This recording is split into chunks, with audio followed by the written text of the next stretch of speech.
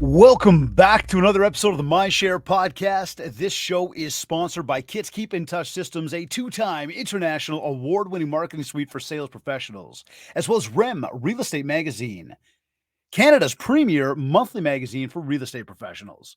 Learn more about our sponsors by visiting my site, mindshare101.com. And while you're there, be sure to download your free copy of the Ultimate Marketing Bundle, as well as learn more about our one-to-one coaching and keynote speaking. Today's episode is number 236. Well known as the friendly fighter in his farm area, this former amateur boxer always brings his friendly yet passionate fighting spirit to his Century 21 AAA real estate career in Surrey, BC.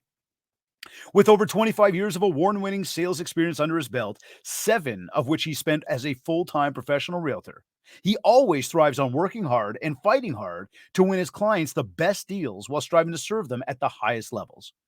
Having immigrated to Canada over 3 decades ago, he's lived, worked, and traveled to over 28 countries, lived in 4 Canadian provinces, 16 different cities globally, and brings a unique international perspective to all of his real estate relationships. Not only is he a Centurion Award winner and nominated as one of the 8 finalists for Century 21 Canada's 2022 Salesperson of the Year Award, he was also chosen to be an expert panelist on stage at the regional Century 21 Awards Gala in 2023 in Vancouver, BC. Plus, for the past 6 years, he has been recognized with the Easter Seals BC Yukon Golden Hearts Award for his relentless fundraising efforts to make a real difference in the lives of hundreds of children living with developmental disabilities. Joining me on this episode of the Mindshare podcast is a man who goes to extreme heights and rappels off 28-story office towers to positively impact these special young lives. South Surrey and international realtor, Mir Khan. Mir, welcome to the Mindshare podcast. Hey, Dave. Thanks. Awesome. Oh, turn off that microphone there. Quiet that down. Throw an earbud in your ear. Is that better? You're gonna have a big echo with that one. Okay. Gotta love technology, everybody. It's always getting these things set, getting them ready. If you throw an earbud in your ear there, Mir, you're gonna have a much better sound. Let me go grab that. We won't get that echo from you. See, now, as Mir's doing that, I know oftentimes a lot of people struggle with, do I put myself out there? What do I do? Well, what happens if it's not good? What happens if it's not perfect? What happens if I'm not prepared? What are they going to say? Here's the reality of it all. It doesn't matter. What matters is that you actually get started. What matters is that you actually do something. What matters is that you actually have a plan and you go and execute.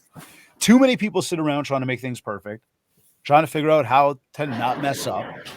And quite frankly, when you think about it, we're in the midst of a live show right now. We're live on air. This podcast is going to be syndicated to all the major platforms.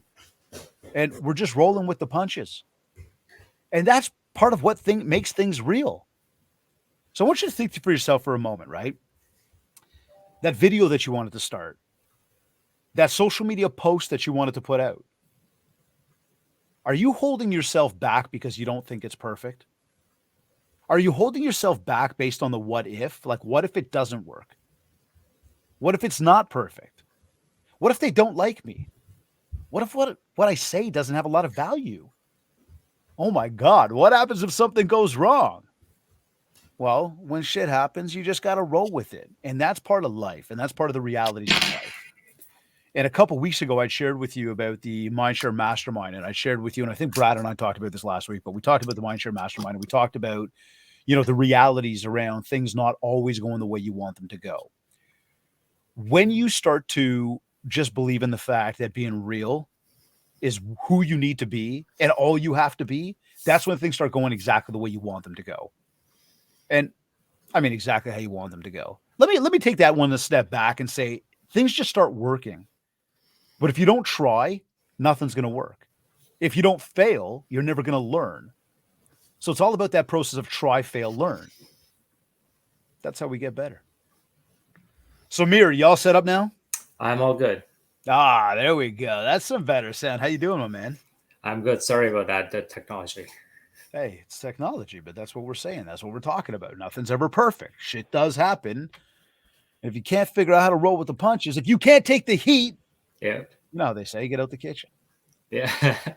So tell me something, man. Why do they call you the friendly fighter? I mean, we think of fighting, we think of big, mean dudes. Um, you are definitely not a mean dude. I've met you. I mean, you're not a big dude, but you're definitely a friendly dude. So what's the whole deal with friendly fighter, Mir? Well, it came about my boxing career. Since then, I moved into my real estate career. And then from then, it's just making sure that my clients get the best deal. So finding the best offers I can get depending with the sellers or buyers, whoever I'm working with. And then working on the other side as well, making sure that I'm fighting for my charities I support and make sure they're getting their funding. So there's a lot of friendly fighter spirit in everything that I do. So tell me this: you use this a lot in your branding, right? Like even the profile photo, we've got you with your dukes up. You know, you got some boxing gloves on. Like, first of all, you ever knocked anybody out? Yes. You have? Yeah. Man, when I met you, I should have been more careful. No, but serious question. You use this as part of your branding. Were you boxing before you got into the world of sales?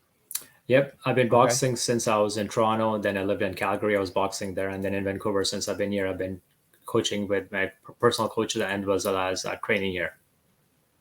So we tie together sales, we tie together real estate, we tie together, let's say, the professional world to your personal world, and we look at the idea of the friendly fighter, and we look at Mm. the idea of branding. And I'd say it's unique. We haven't got a lot of people running around with boxing gloves on, going, "I can help you negotiate a deal." And I don't knock it in any way. Instead, I say, how did you come to the decision to incorporate the two, to understand who you are as a person, what you love as a passion, and how that actually parlays into what you're doing for a living?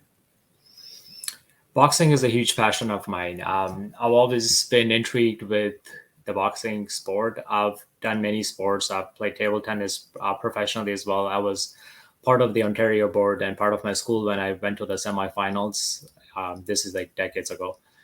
Then I also competed for basketball. I was, again, I'm not a tall guy, but when you give me a basketball in a court, doesn't matter where I am, 3 pointers, 2 pointers, doesn't matter which side, I would score. So I was a good scorer always. Volleyball, soccer, every sport. So I've tried a lot of sports. Boxing, when I tried actually before that kung fu karate. It was amazing. I did well in that. And then just Muhammad Ali's always been a legend, and I've always followed Muhammad Ali my whole life. A lot of gear. I still wear a lot of Muhammad Ali. I didn't wear it today. Today's my Century 21 day. But Muhammad Ali gear, I have half of my closet is Muhammad Ali. So, anyways, that's one of my passion sports. Then, so coming from there, merging it into real estate, um, my passion is real estate. I don't do this as a job or a career, if you want to call it. This is something I absolutely enjoy. I have a huge passion for what I do. Wake up every day, and I've done many jobs over the years. And anytime I felt that I wasn't fully dedicated or fully involved with the job, whatever I did before, I would just leave and get something else that I wanted. So I've never been confined to pressures. Knock on wood, it's always been good financially, so it's not like a huge struggle.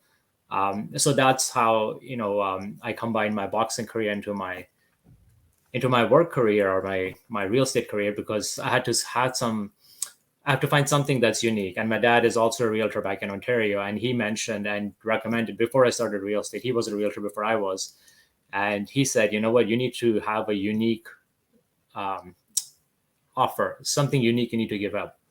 So real estate for me was my passion. Boxing was always been a passion of mine for over 2 decades. So I decided, this is the best opportunity to kind of merge them both and do two of my passions together, make it my livelihood. It's interesting. How many people sit around thinking, I don't know who I am. I don't know what I stand for. I don't know. I know what I love, but I can't combine the two with business. And it's like, why not? right? And this is something we talked a lot about in our mastermind about, right? Like authenticity, really figuring out who you are and then leveraging that. I just got off a coaching call with somebody else earlier this morning talking about the exact same thing. It's incredible how when we actually figure out who we are as people, we get comfortable with who we are as people, we then allow ourselves to be who we are, we start to attract more people that are like us and find, in fact, find a lot more success in what we're doing, a lot more joy in what we're doing.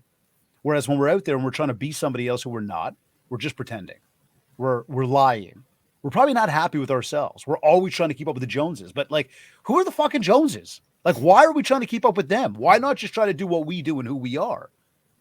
And that's where, again, when we come back to this idea of taking, the boxing world of yours and bringing that together with the real estate world and going, look, this is me. Mhm. Like, I guess, let me maybe ask you that, like figuring out who you are and what you deliver. How did you piece all of that together? Or would you say that's still a work in progress? It's never a perfect fit. Always, you're always evolving, you're always growing. My again philosophy is the day you don't change and learn anything, you should be 8 feet under, 6 feet under, below ground. There's no point being living then. So you got to be learning and evolving always, and that's something that I've strived to, and I coach my son for that as well. And everyone I've spoken to every time, always, that's something that I do. So when we look at the friendly fighter and the whole idea of, I mean, hey, you come back to real estate sales, you come back to any sales of any sort, but real estate, I mean, whatever it be, but negotiating is a big part of what we do for a living, right? Negotiating the best deal we possibly can for our clients. Like always thinking about how does this help them? Mhm. I mean, is that really where the whole idea of boxing? Like, have you ever had a client come up and be like, okay, I don't get it. Like, what's going on here? Like, are you going to go like with boxing gloves to the meeting? Like from a negotiation perspective, how do you tie this together with people? And what I'm trying to really pull from you, all jokes aside, is for anybody here who's trying to figure out how can I then find my intangibles? How can I answer the question of why me? Right? Because I ask that all the time. Why you? And I would challenge anybody right now tuned in, like, why you? So I look to you, Mir, and I go, okay, boxer, passion for real estate, passion for helping people. And I want to talk more about all the helping that you do because there's some phenomenal stuff that you do out there in the community. But how do you tie that together with clients? Like how do you take who you are and bring it together in the professional space? And again, leveraging the negotiating, leveraging the fighting thing. And I want to use that as an example for anybody that's tuned in. With boxing, it's a lot of dedication, it's a lot of commitment you need to put down to, and it's a lot of pain you need to come in tunes with, and then you have to accept it.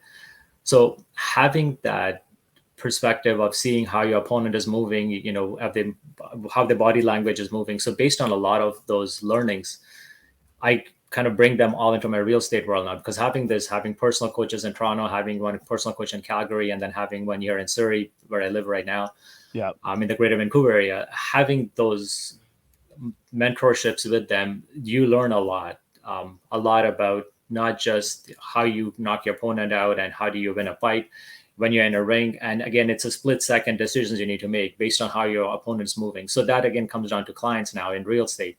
When you have clients that are negotiating, again, having my background in neuropsychology as well and from university, that helps me a little bit understand how people react to different situations, learning body language.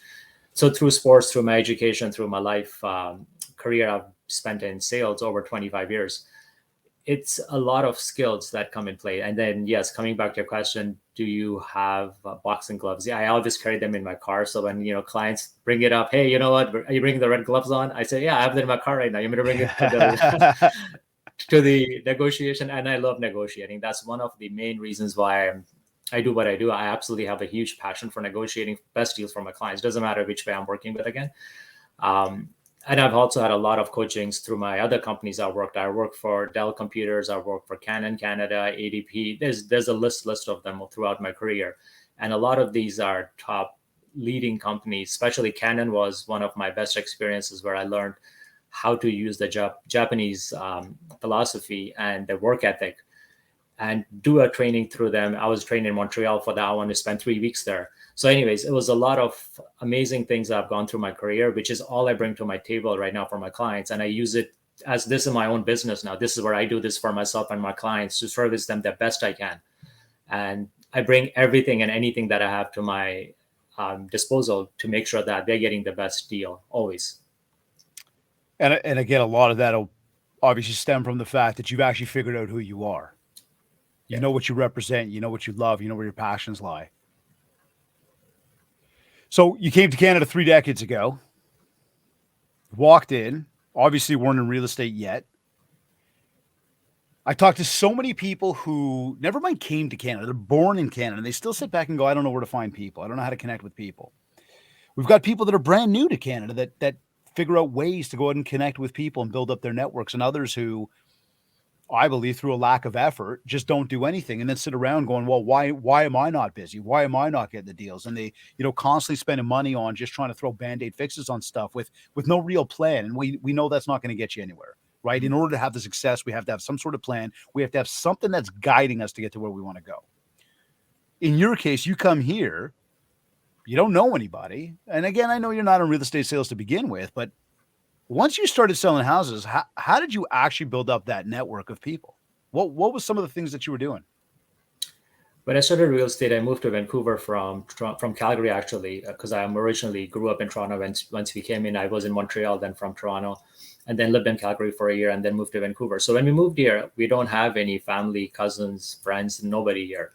So when I started my real estate career, the first thing I did was door knocking. The door knock. Yep. It works, doesn't it? 100%. I have no doubt in that. Again, I'm not a huge fan of it, and I'm sure most people are not. Hey, I'll tell you this, and But I it told you works. this before, but I'll tell you, 99% of people asked do not like to door knock. Mhm. Actually, 96% of people asked do not like to door knock, and probably 99% don't want to be door knocked. Of the 4% of people that actually do door knocking to grow their business, to build the mind share, to get out there and meet new people, as long as those people do a lot of follow up, and I mean anything, fortunes in the follow up, right? As long as we do the follow up, we get the conversion. And now those 4% of people that actually do the door knock, 99% of them always tell me they see business from it. So we know it works. It's just whether you're willing to do it or not. It's like anything else in life. Are you willing to put in the hard work or you're not? So anyway, sorry, you're doing it. Tell us. Yeah, so door knocking, I started door knocking in my community, and I had a lot of people that asked me, oh, so you live in the neighborhood? So my neighborhood was the first thing. And the way I approached this was not, hey, do you want to sell your house? I was working with one of the local MPs here. He's with Liberals, and he's part of my writing still. So this is again going back. This is the second or third time he's been voted again to be the MP. So he's really, really good And at he's him. a liberal? Yeah, I know. He's a really nice guy.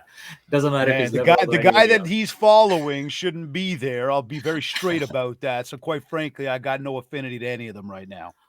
But this guy is really nice. Like he really cares about his community. So when I approached him, and he actually we connected over the one of the times that we met, and I approached him and then say, hey, you know what? We have certain issues in our community about the railroad and about certain things about the sound from some of the things and some of the issues we had about speeding in the community. So I said, let's have a town hall meeting and let me organize all of this for you. You come in, you be there, and then bring the Surrey City bylaws officers as well. So we can have a community actually gathering so we can have a community discussion. So I organized all that. I knocked on the doors, people. I got a whole bunch of people that I think I had about 70 or 80 people that turned up for this community town hall event.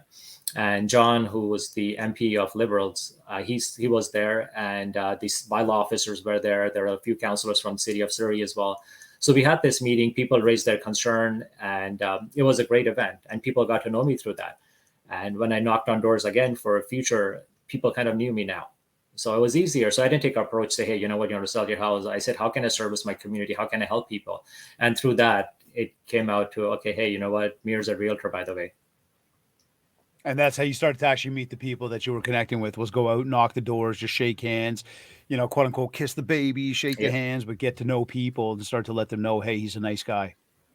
Yep, and also the block watch captain as well. So that's another thing initiative I became. I took in the community, trying to have a little bit more speeding issues, having more safety concerns for the public. Even our community is a great community, anyways. It's not a bad community, but it's always good to have a block watch set up. So I was the block watch captain, about 86 homes in my community, and I had a co-captain, and then we would take care of the community. We did events as well, where we called the RCMP officers, and it was a lot of fun for the community again. So it's a lot of fun events, a lot of community involvement.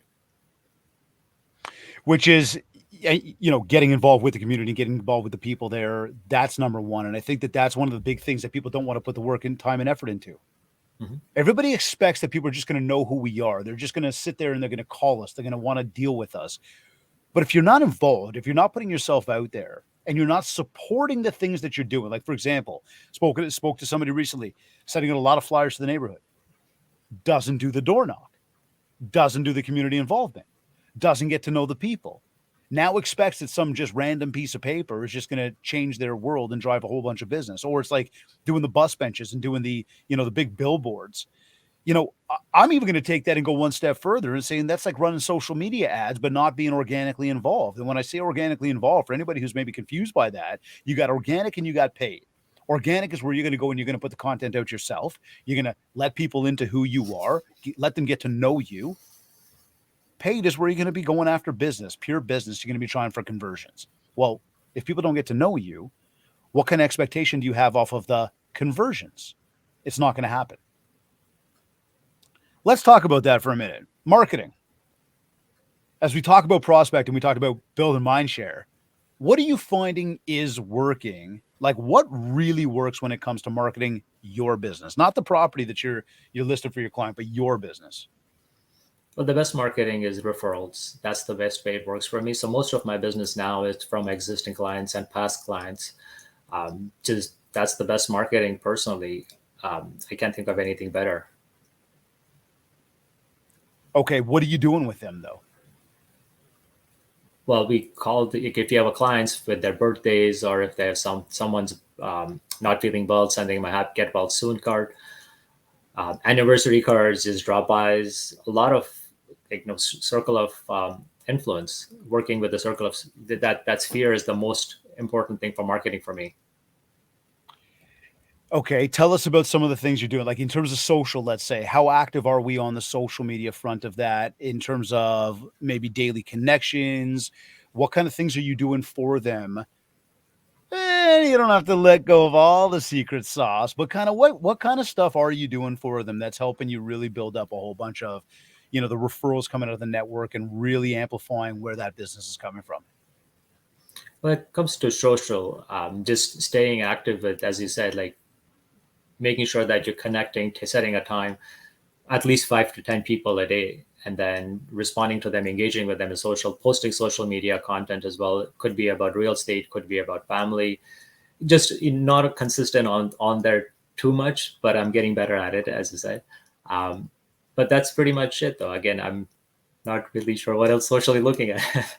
Well, I mean, look, really what I'm pulling on here is, I guess, the difference between going after the people that we know versus the people we don't know. Mm-hmm. Right. And you're saying that a lot of your business comes from the people that you do know. Yes. So now it's a matter of what kind of processes are we putting in place? I mean, here, if I said to you on the flip side of that, just extend that conversation, what do you find really doesn't work? What have you tried? What can you talk about? What can you share with people in terms of that? Doesn't work. Well, I have a farming area with postcards, for example. So sending postcards, that I've been doing this for the last 3 years now. I have about 2,500 people that I send postcards to every month. Yeah. And I haven't failed any for the last 3 months. I've sent it every month and it goes to their houses. So response from there, if I'm not knocking on doors, then there is very little to no response from it. Even though they've been getting it for 3 years every month, there is no real connection. There's no sales. But if I'm knocking on doors and not even sending postcards as much and not spending that extra money, thousands of dollars every month, then that gives better results, I feel. So you're liking the idea of the high touch of getting out there and actually being in front of people versus just sending stuff passively to them. Correct, 100%. And would you say, safe to say, like when we talk about flyers, we talk about billboards, the kind of paid ad route is also a very similar type of thing there? I feel it is. Paid ad route is the same because on social media, they don't know you. There's like 100 million out of 1,000 people. So whoever social media, I've seen of them on my Facebook, my Instagram, my TikTok, they show up. And it doesn't really they don't build any trust, because I know you, as you know, people do business with you when they know, like, and trust you. So if you're not knowing and liking and trusting you, then why should they connect with you? So what kind of stuff are you doing to build up the know you, like, you, trust you? For the people that I have in my circle and people through referrals I get, I follow up with them. That's one of the things I do, and I never fail on that. Make sure I'm emailing them, make sure I'm calling them, um, sending the birthday cards, drop-bys, whatever I think I can do. Anytime I know there is something special happening in the life, I just show up with something. So it's always being involved with your circle of influence. That's a very important, and that's, again, building Mindshare. It's the biggest thing, and staying top of mind with them. It's interesting because I love the line you just used there about building mindshare. I couldn't agree more, Amir. But there's so many people out there that think building mindshare comes back to I've just got to spend a ton of money putting myself out there to strangers.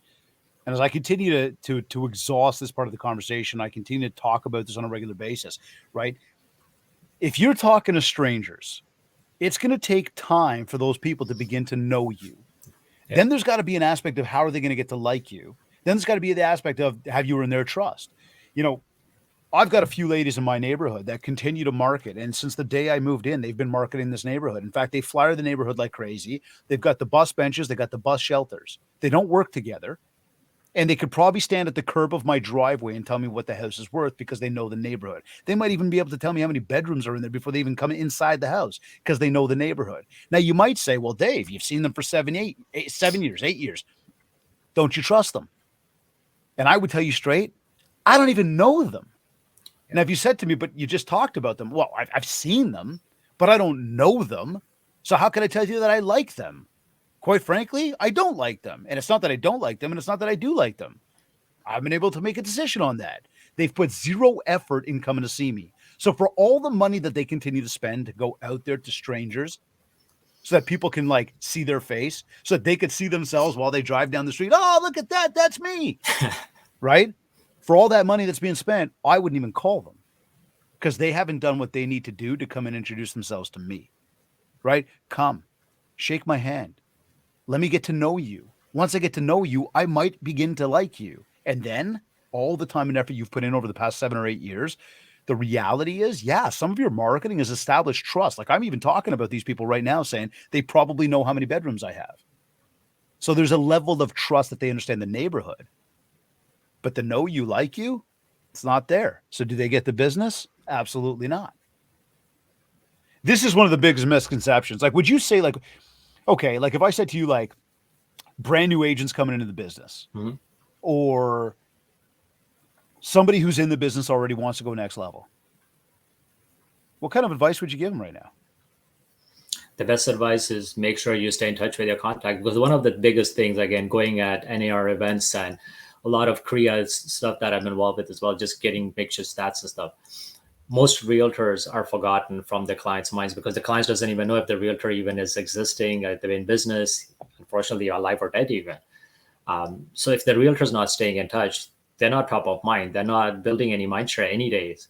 So why should they remember you? As you said, you're getting flyers. I get flyers to our realtors at my house, and they're not consistent. They continue for maybe 1 month, maybe two months, maybe 3 months if they may continue, and then after that, done. The repeating guys that I see all the time in my mailbox are the guys who are all the top 1% in my community as well for realtors. And again, there's abundance of business. So there's no reason to have competition with other guys or ladies. There's enough business for everybody out there. So just make sure you're connecting with your clients, following up with them, making sure you whatever it is, a birthday, yearly anniversary for their house, their son's birthday, their daughter's birthday, anything, their wedding anniversary, if you know when that is, just send it a quick note, stay in touch with their cell phones, email, pick up the phone, call, just say, hey, how you doing? Especially with just coming off of COVID now. A lot of people are still struggling with just connecting with people again. This last 3 years has been really, really difficult for a lot of people in my community anyways. And I'm sure the other communities in Canada are about the same as well, because these guys are really, really missing people connection. So that's my advice. Just make sure you stay in touch with your clients, build your network, go out to sporting events, social community events. Just be part of your community. Your community is where you live, eat, and breathe. Make sure you're contributing to the community. I do local events. I've done videos for Cobb's Bread and others local community places as well. And I've done on myself, just got my videographer, done the video, spent thousands of dollars again, and advertised for them over COVID. Make sure people come out to their businesses. So this is something that I've just done out of helping my community back. And these guys have just called me back again after they see my video, say, "Oh my God, this was so amazing. Please come in for bring your family in for meals and stuff like that." The business owners. So they didn't even know that I was doing this. I asked the permissions for the staff. But it's a community thing. So I wasn't doing anything advertising for my own personal benefit. It's for their business. This is one of the things we talk about, building positive mind share, right? You're getting involved in the community. You're helping different businesses, local shops, other owners grow their business without asking for anything in return. Yeah. Right. It's that power of reciprocity. And the more you're out there, the more you're connecting, the more the more people realize you're connected with other people. Now you develop, some of them know you, like you, trust you, because now it's coming through a third party who they may already know, like, and trust. And this comes back to what you said a few minutes ago around the power of the referrals. Right. It's huge to get out there and really do that. Now, think about how many people, we want people to think of us as like my realtor, right? That's my realtor. In reality, if I'm not in the process of buying or selling a house and I'm not even shopping, do I actually have a realtor? In my mind, I may not. I think you do. You're always there. You see, but this is the thing, right? You want me to. I may not have that. Some people do. Many people don't, because they think I'm not in the process of buying it. Flip side to that is, I'll go to the most convenient gas station around the corner from my house. That's kind of my gas station. I'll go to the same grocery store to pick up milk because that's like my grocery store, or a convenience store, whatever. That's my convenience store. When it comes to real estate, it's not the same kind of thing because we don't buy as often as we buy milk and eggs. So now the onus is on us to build the positive mind share, to continue to be involved, to continue to do the home anniversaries and the birthday cards and the check-ins and the life events, and keep ourselves present in their mind. And if we don't do that and we don't build that mind share, you know it as well as I do, we can't be pissed off if they go with somebody else. So the job is ours to make that happen. Now, we off the top of the show today, we had talked about some of the awards that you've won and the recognitions that you've received over the time, you've earned. What led you to becoming named as finalist for Salesperson of the Year in 2022 with Century 21 Canada? With Century 21, it's, again, for me, it's a great organization, I feel, and they were really, what is the word I'm looking for? They were really looking for someone that kind of make sure that they can appreciate. And I guess my managing broker said that, you qualify for all the criteria that they have, which is, having certain sales volume, having community involvement, raising funds for our charities that they support with Easter seals. So there's a lot of background stuff that was there. So that, I guess, helped me get to the level of one of the nominees. Got you. Cool. So just through the hard work ethic, the support of the people around you, the consistency of the efforts. See, there's no rocket science to this, folks. You want to achieve, you've got to put in the work. And if you don't put in the work, don't look around at everybody else and ask what happened. This is on you. So, Mir, when you brought up the past few years, I don't want to talk about all that and other shit, but I will say this, right? The market has seen a lot of ups and downs over the past few years, and we've seen some real highs, which is naturally just like the cliche line, what goes up must come down, what goes down must go up. I believe that as well, because if you're going to believe what goes up must come down, then you have to believe what goes down must come up, right? And that's part of the trusting in the process. That's part of the thing around patience. But as the market does get down, and things do slow down, it can stress people out, and people can start to think twice and start to question themselves and start to redo plans and start to spend stupid money and make Band-Aid fixes. My question, I guess, here would be, what's it take to stay mentally strong no matter what the market's doing? The best way to stay mentally strong is take care of yourself. You got to be the best version of yourself always. So make sure you're eating healthy, you're working out, you're sleeping. sleep is important. A lot of people say, you know what, I'm not sleeping enough or I'm doing something else. No, you need to sleep and eat healthy as well and work out. So those are my regular basic things anyway, just to stay sharp. And obviously, if you are taking care of yourself, then you can take care of anybody else and everybody else as well. So that's something that's really important. And now coming back to the market, yes, the market does go up and down all the time. Staying consistent with all the processes you do, staying dedicated to your CRM, making sure you're following up with people, those are all really important things that make sure that even on a downs, you're not really that down, and also saving up. Make sure that if you have some good months, make sure you save a little bit extra for those months. Don't spend it all. Go buy a nice car or a yacht or nice private vacation or a nice house or nice whatever it might be. Just don't go waste your money. Budget yourself. So that's another important thing as well. It's funny you bring that up. I remember I was doing a presentation a number of years ago, and I was sitting there, and prior to the presentation, I was going to get myself some coffee, and I was pouring some coffee, and there was two ladies next to me, and one lady turns to the other, and she pulls out these like a set of keys from her pocket, and they're BMW keys, and she's like, "Look, I did my first deal," and I sat there, I almost spilled my coffee all over the place. I thought, wait a second, what? You did one deal, and you went to buy yourself a BMW? What's going on here? Do you have a plan? Do you have a process? Where are you getting the next deal from? Sometimes it blows you away what people will do, right? Where we believe success has been, and I think that that's something else that I find oftentimes is, oh, I'm busy, I got these listings, or I'm just working on a listing, and I say, okay, cool. Where's the next one coming from? Oh, I'm just really busy. Well, that's not a hunter mentality, right? And we, Mhm. thinking about being a hunter, it's always thinking about the fact that I got to think, where's that next deal coming from? What else am I doing to make sure that happens? And that goes right back to just to echo what you said about how powerful your circle of influence is for you, right? How do we build the positive mind share? Why are we taking time to get involved in the community? Why are you doing a video about whatever you said, Cobb's bread versus Mhm. about your real estate business? Because these are all the little things that help us get to that next place. And again, it's that effort.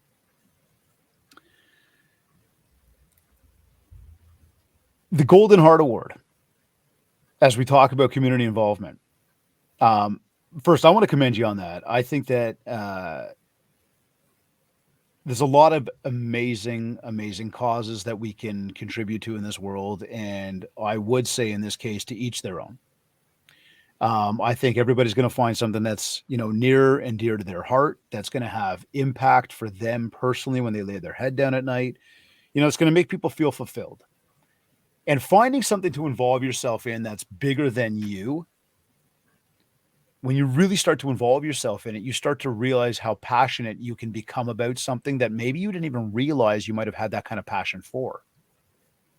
Now, you've been recognized with the Easter Seals for BC and the Yukon for the Golden Hearts Award 6 years in a row because of the help that you provide for children with developmental disabilities. I might say it's obvious why you got involved, but I shouldn't say that and assume it here. I'd like to ask you that. What led you to getting involved with this initiative and on the bigger overall, which you might have already answered, but why do you do it?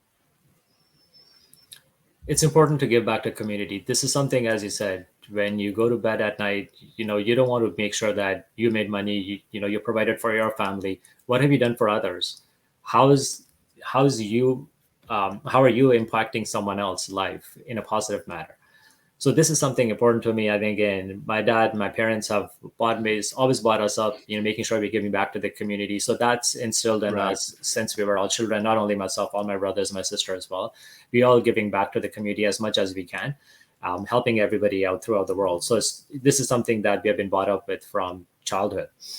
Now, coming back to why I do what I do for Easter Seals, Century 21 Canada is a partner with Easter Seals, and that's the charity of choice. And not only that, it just when I switched from Remax to Century 21 years ago, um, when I was trying to find out, okay, you know what, how can I give back to the community? What can I make a positive impact with all my money or whatever I can do with?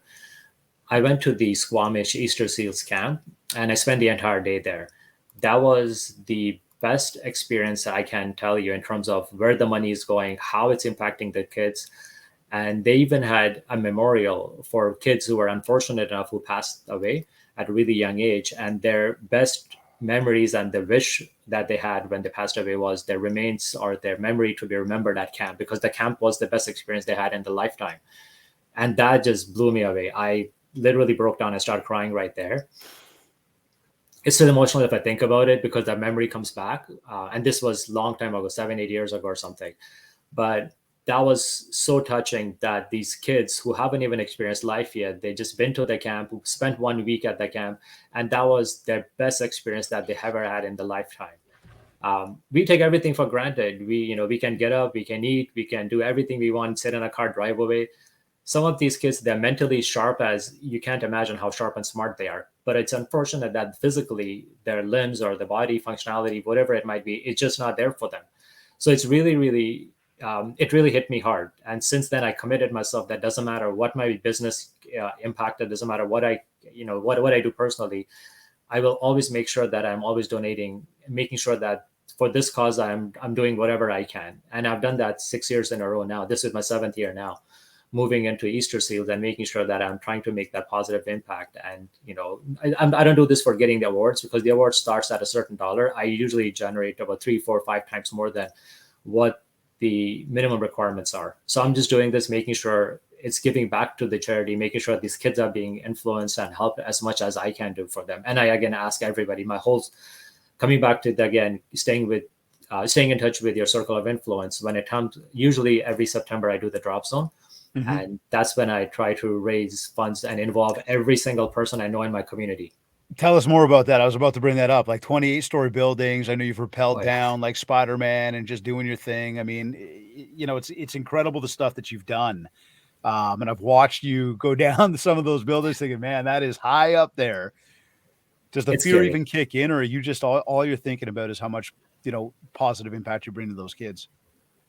That's all that drives me. Yeah. And yes, I've gone through in BC, well, in the Greater Vancouver area here. They've done at the Guinness Towers in downtown Vancouver. I've done that a few times.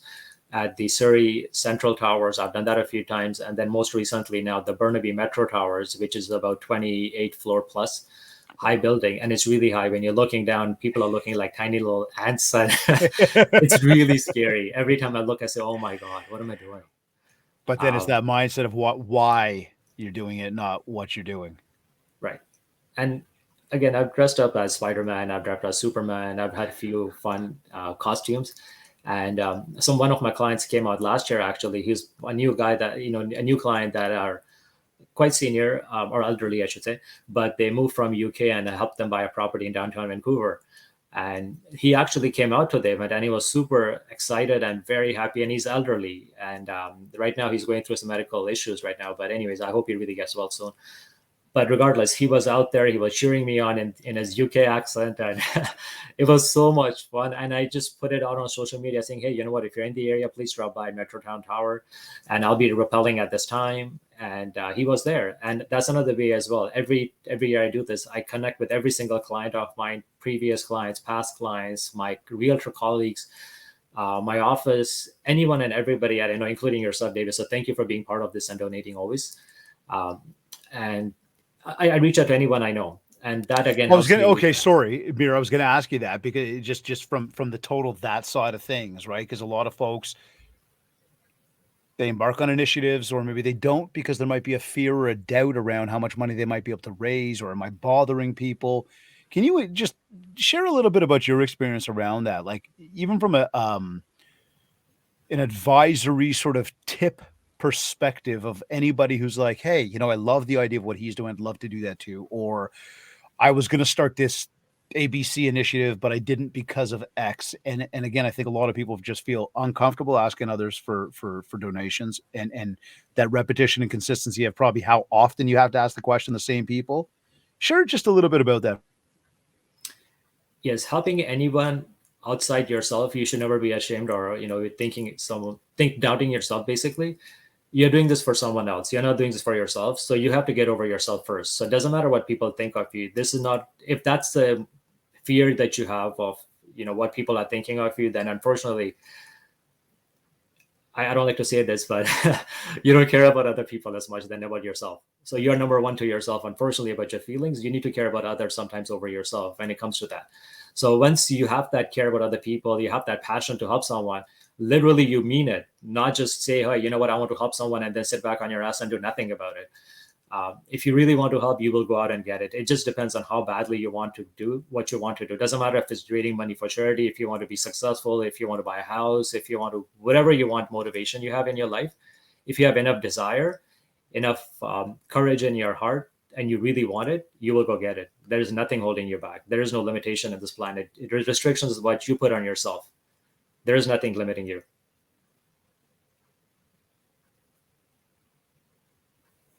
I think we lost you, David. Your sound.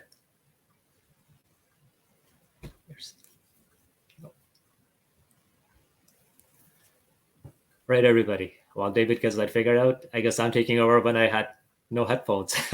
So I can entertain you for now.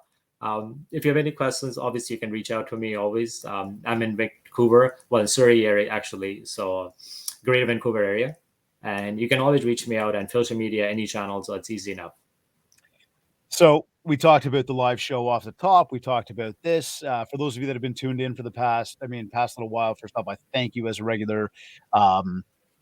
This has started to happen more and more often. I got to tell everybody that our team has been working on the technical back end to try to figure out what's happening with the show and why it cuts out. And I think that we are about to say goodbye to StreamYard. So StreamYard, if you can hear me loud and clear, I'm telling you right now, we're about to say goodbye. This is maybe it right now. Our relationship's about to end because I'm tired of it. It's technology. Now, for anybody tuned in, they're like, but Dave, did you try this? Did you try? Yeah, we tried it all. Trust me, I don't want this show to be like low quality for you. I don't want you to sit back and go, man, this guy's stuff keeps cutting out. I'm going to stop listening. I don't want that. We work too damn hard for that. Anyways, sorry about that. So here, first, again, I just want to say congrats. I think that what you're doing with the community for the kids, and I have been able to experience it firsthand by being at some of those events with you guys, hearing the stories, watching the videos, seeing the impact that you're making, that the entire company is making, and I think it's incredibly special. Keep doing what you're doing with that stuff, man. It's you're definitely changing a lot of lives, which is incredible. As we talk about events, you, my friend, are a consummate learner, and that's what I've one of the things I've gotten to really know about you. You're always taking or looking for ways to help yourself grow. What kind of impact has that had on you and your real estate business? I mean, and what would you say to anybody who's not taking the time to go and try to learn and feed their brains on a regular basis? You got to learn, you got to improve. Like if you're not improving, if you're not changing your current situation, as Einstein always said, if you're doing the exact same actions and getting same results, sorry, if you're doing exact same actions expecting different results, that's a definition of insanity. So obviously, if you're doing the exact same things and you want to change things and you don't want the same results, then you got to do something different. So something different for me personally is to make sure I read a lot and make sure I follow a lot of things. I'm part of a book club as well where I participate in, and every Thursday we meet in the morning. There's a mastermind book club group. Very, very smart people. We read amazing books. Right now, we're reading a book by Joe Dispenza. It's a phenomenal book as well. My wife recommended me his book as well. She's an avid reader as well. So she recommended a book on parenting, which I recommend everybody, called The Conscious Parent. Phenomenal book. Teaches you a lot about how to interact with your children. Doesn't matter if what age they are, teenager age. And it's a very, very powerful book, teaching you a lot of insightful things. Most important thing for me that I learned from that book, I'm not finished the book yet, but I read more than half of it, is ego, controlling our own ego. Our kids are our teachers too.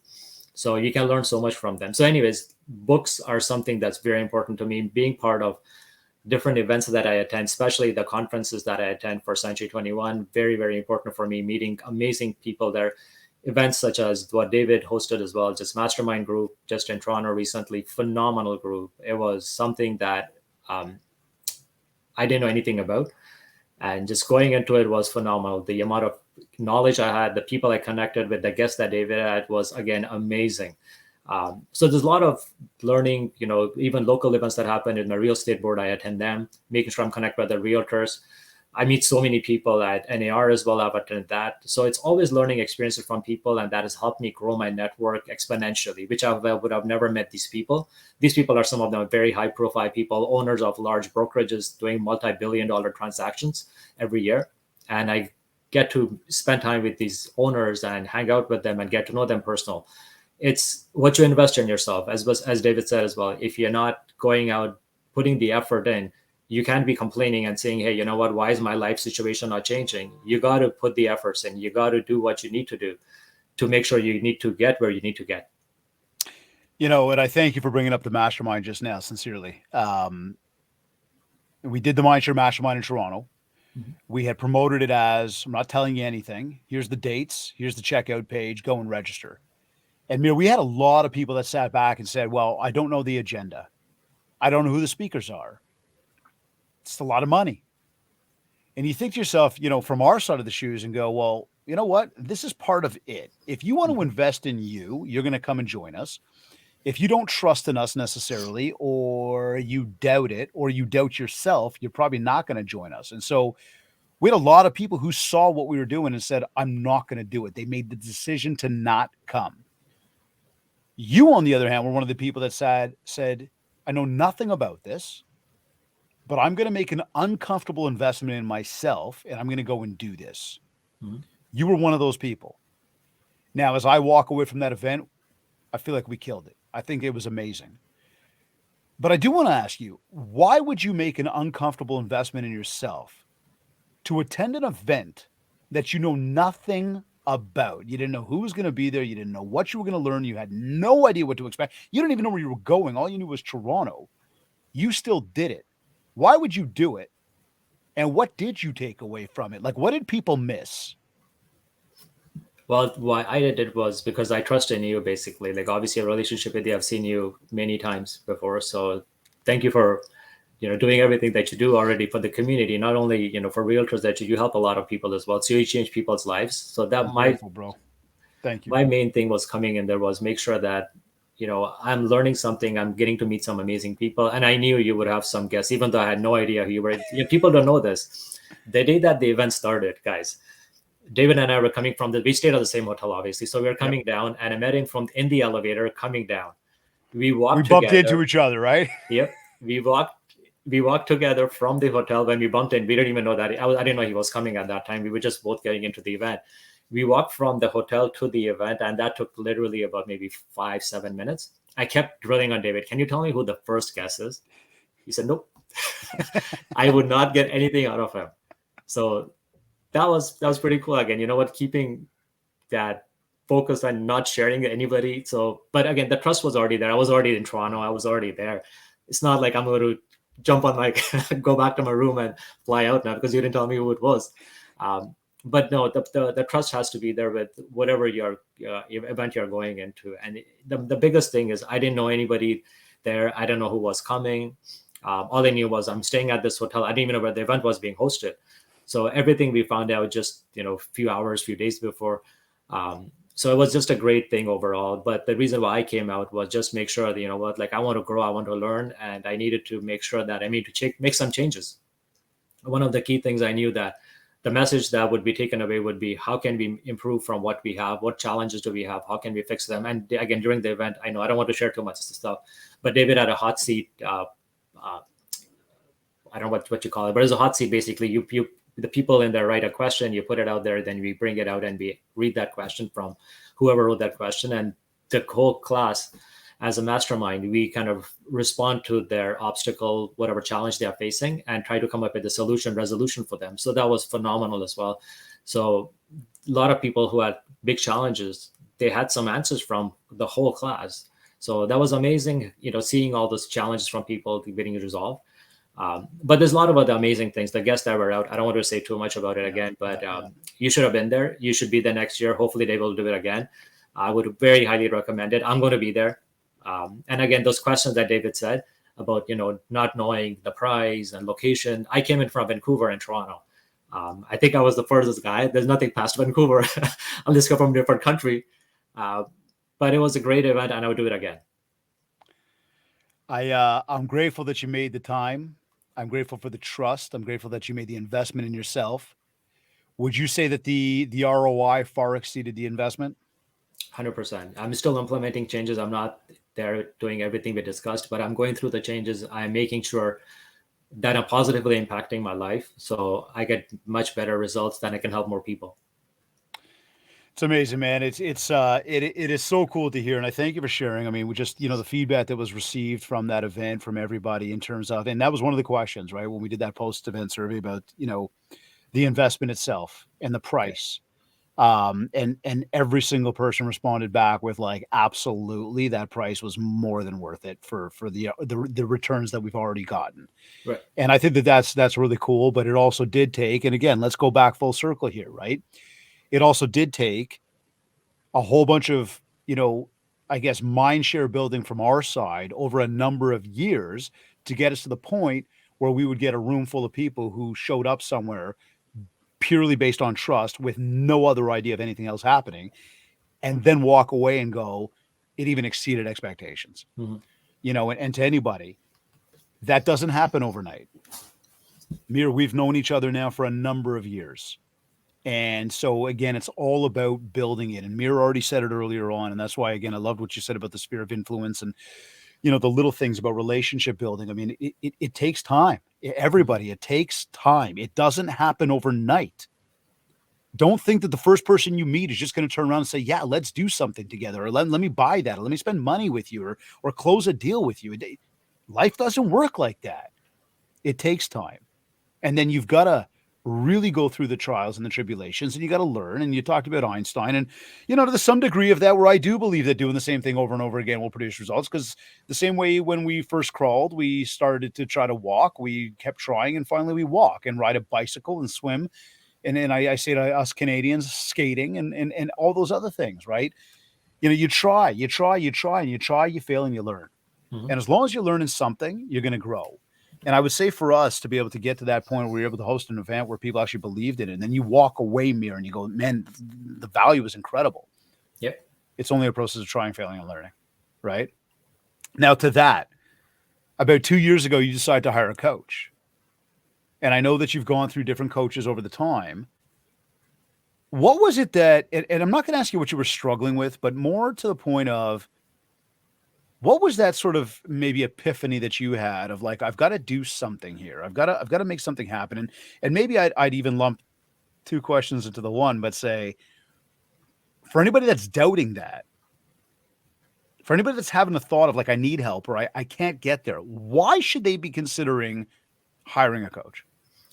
Well, the simple analogy I use for a lot of people that I refer coaches to, it doesn't matter if it's you, and I have to refer many people to you as well. But not only that, if it's anybody else, I say, you know what, if not David, go to somebody who you trust, you care. You need to connect with them firstly.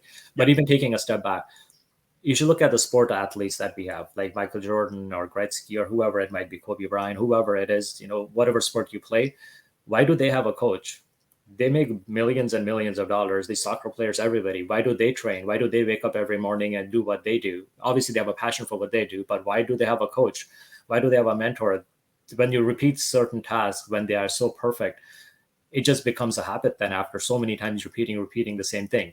But coaches are important, I feel personally, because they see something in you that you don't see yourself.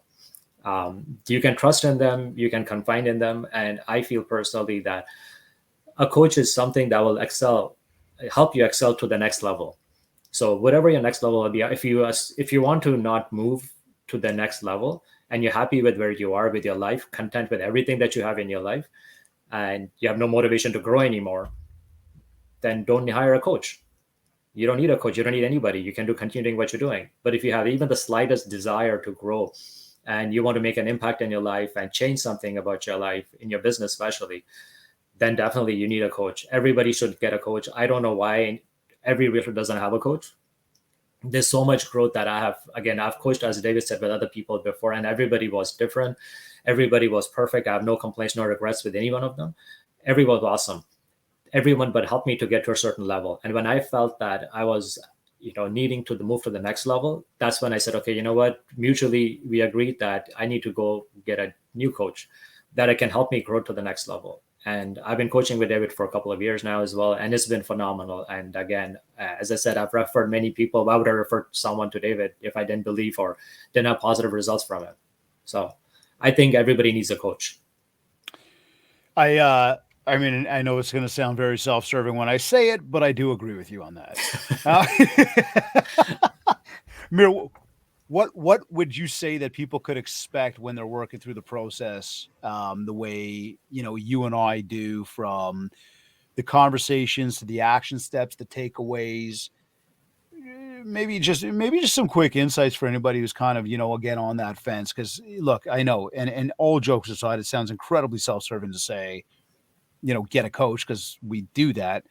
That being said, I'm with you. Mm-hmm. Every professional athlete, celebrity, the biggest business people you've ever met in the world, coaches have coaches, Mm-hmm. right? Because there's going to be somebody out there who's going to see something in you. You said it, that you didn't see, or that maybe you do see, but they're going to change your paradigm on who you are so that you can get to your next level. What do people expect from sort of the experience with us? Well, from what we coach together, like I've seen a lot of changes in myself, especially, having a CRM, building that, having certain skills.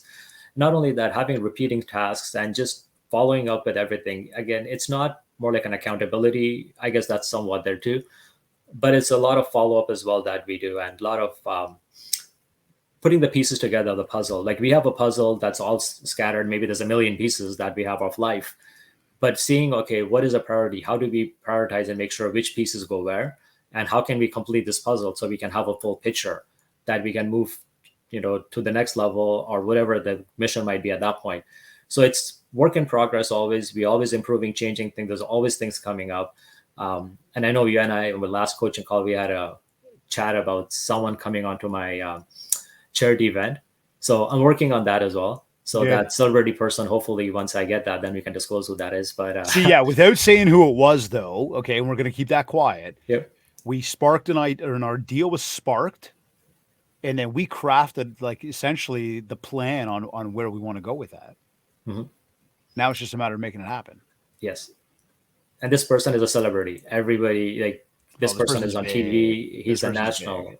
Oh yeah, Well, we're gonna make it happen, though. We'll make it happen. We'll Oh, try we're our gonna make best. it happen for sure. Yeah. We're gonna make it happen. So look, man, we've talked about how you've achieved your success as a realtor. We've talked about the importance of being involved in the community, Mm. how incredible it is and fulfilling it is to not only be involved in the community, but to give back and give back to a charity, and just like the Easter Seals and these kids that you are so incredibly passionate about. And I just think it's such a special thing. We've talked about the mindset. We've talked about the marketing, the building of the Mindshare, the things that we need to be doing daily. The fact that you're a consummate learner, you're always trying to improve yourself, and I commend it. When the day is over, at the end of the day, how do you know it's been a successful day for you? Well, that's successful days basically when you're making someone happy, I think, personally. And for me, it's a spending time with my son, spending time with my wife, making sure that I've done something for myself as well. And making sure that my clients are, but the best thing is if I want a deal for my clients, especially the first time home buyers, it's a very different feeling. And I'm sure every realtor that's hearing this will relate to this, that anytime they have helped a first time home buyer and you get them that key in their hand and they're so grateful, I can't tell you how amazing that feels. Even not only first time buyers, even other people who have bought and sold homes before, just getting them the property or selling someone's property, making sure they got the good deal. Those are the most important things, that the smile on their face, the gratitude they have for you. It's just amazing. Like I can't even tell you how amazing that feels. And then coming home and spending time with my son and my wife and just enjoying life, going on vacations, just spending time with family basically. And learning, reading my book, that's another passion of mine now. This learning, growing, those are all successful events. If I can manage everything and kind of prioritize everything and stick to my schedule, that's a hugely successful day. And once again, it does not have to do with how much money we made. No, money's a byproduct. That's You don't it. care about money. That's exactly well said, man. Well said. Give us some final words, some tips you could share with anybody who wants to get out there, build that mind share so they get more market share. The best advice I tell people is you stay connected with your circle, like whoever your family friends are, whoever your outside influence are, your clients are. Stay in touch with them. Um, don't be shy. Obviously, these people have done business with you, or they talk to you at a certain point in time. They like you, and they trust you now. So you have done all the hard work. Why leave all that and go after something, new shiny object? Like, it doesn't make any sense to me. I used to be like that too. I try to drift away as well, but then David brings me back to say, hey, you know what? You have your circle already here. Like, why are you going out there? So just stay connected to your circle of influence, making sure you're servicing them, you're answering their questions, you're following up with them. There is no bother. I have many clients that I've sold 6, 7 years ago, 5 years ago, and I haven't sold any property since then to them, but they still call me over. You get one of my clients, he's a huge, again, I don't want to disclose too much information, but he's involved with the US education system, building system softwares for them, university implications as well, a lot of applications for created COVID applications. Anyways, there's a lot of other clients that have done big things for me. And these guys are just, clients from a long time, but I connected with him just recently. He messaged me and his wife. They said that you want to meet my wife and I for lunch as well, sometime soon as my son's school is done. So people like that, they are very high profile people, and just staying in touch with them. You never know who they know. You never know, just what will come out of it. And it's just for your personal satisfaction too. You're making sure that you're keeping in touch with your friends now, because most of my clients have become my friends. When I moved to BC, as I said, I didn't have any friends. I didn't even have any family in Canada, except my parents, my brothers. I don't have any family. We have no cousins, nobody here. So, it's always been a new, making new friends has always been a fun thing for me. So, and I love doing that always. Well, you do a great job with it, my friend. I know that you've made some really positive impacts. I've been there when you've been at events. I see it seems like everybody just seems to like you. This is why we come right back to the top today. The friendly fighter. Mr. Mir Khan out of Surrey, BC. I want to thank you very, very much for joining us on the Mindshare podcast today. Amazing episode, some great insights, lots of learning as always. And for everybody tuned in, I thank you for joining. Make sure that you really tune into a lot of what Mir shared today, because again, it comes back to the consistency, it comes back to the effort. And Mir, you're certainly an amazing example of that. So I thank you very, very much for joining us today. Thank you, Dave. It's been an honor. It was a pleasure. Again, you're awesome. Keep up what you're doing as well, brother. You're doing awesome. Thank you. Thank you, my man. Thank you. Don't go anywhere for me, okay?